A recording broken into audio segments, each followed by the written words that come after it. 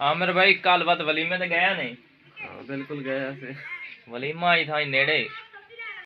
अस्सलाम वालेकुम जी, मैं आबिद सन, तुसी वेख रहे हो यूट्यूब चैनल वेले व्लॉग।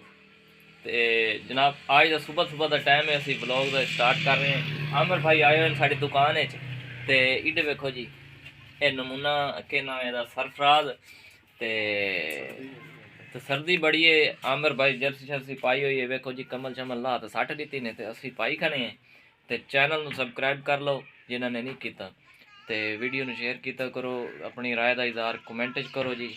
इवें आमिर भाई ते आमिर भाई जूतियां की दुकान बनाई है, तो असा पिछला ब्लॉग ही बनाया ही, तो हुण भी माल दर वो इजाफा किया ने, कोई जनरल स्टोर का निज़ाम बनाया ने, वो भी तुहानू विखाईने।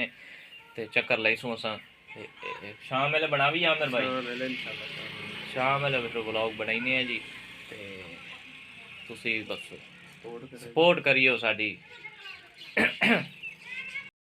आमिर भाई कल बात वलीमे ते गया नहीं?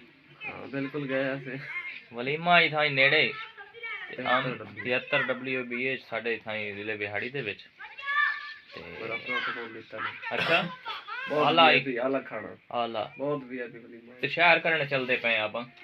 शहर इंशाल्लाह चलते हैं। गोल सिटी विखावनी है यार वीवर नो। सिटी गोल सिटी बिहाड़ी नवी बनी है, टाउन बना है जी, बहुत प्यारा टाउन है जी, खूबसूरत ही बड़ी। उत्थे डेकोरेशन बड़ा बनाए ने, प्लाट शलाट वगैरह, पौधे, बड़ा खूबसूरत माहौल है जी।